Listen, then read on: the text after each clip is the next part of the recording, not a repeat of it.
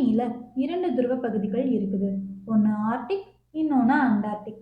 Antarctic ஒரு கண்டம். இந்த கண்டத்தை சூழ்ந்து பெருங்கடல்கள் இருக்குது.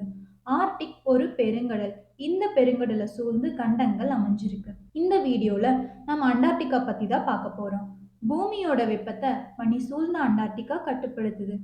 கருமை நிறம் வெப்பத்தை உள்வாங்குற தன்மை கொண்டது. வெண்மை நிறம் வெப்பத்தை பிரதிபலிக்கிற தன்மை கொண்டது. அண்டார்டிகா பனி சூழ்ந்து வெண்மை நிறத்துல இருக்கிறதுனால சூரியன்ல இருந்து வர கதிர்வீச்ச திருப்பி அனுப்பிடுது. அண்டார்டிக் பூமியினோட தெற்கு பகுதியில இருக்கிற அனைத்து பெருங்கடல்களையும் இணைக்குது. இது மட்டும் இல்லாம உலகத்தோட மிக பெரிய நன்னீர் சேமிப்பகமாகவும் இருக்குது. அண்டார்டிகால மனுஷங்கனால நிரந்தரமா வாழ முடியலனாலும் உலக நாடுகள் அங்க ஆய்வு கூடங்களை அமைச்சு ஆராய்ச்சிகளை நடத்திட்டு வராங்க. 1959 அண்டார்டிக் உடன்படிக்கை 12 நாடுகள்னால கையெழுத்தானது. இது எதுக்குன்னா பூமியினோட 10% எப்பொழுதுமே அமைதியான நோக்கங்களுக்காக மட்டுமே பயன்படுத்தப்படணும் அப்படின்னு இந்த ஒப்பந்தத்துல கையெழுத்தாகுது. இதுவரைக்கும் இந்த ஒப்பந்தத்துல 54 நாடுகள் கையெழுத்து போட்டிருக்காங்க. இந்தியாவுக்கு 3 ஆய்வுக்கூடங்கள் அமைஞ்சிருக்கு.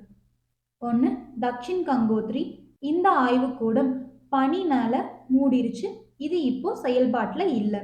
இரண்டாவது மைத்ரி. இது ரொம்ப பழசான காரணத்தினால 2024 மறுசீரமைப்பு செய்ய முடிவு செஞ்சிருக்காங்க. மூன்றாவது பாரதி. 2012 இந்த ஆய்வுக்கூடத்தை நிறுவி இருக்காங்க.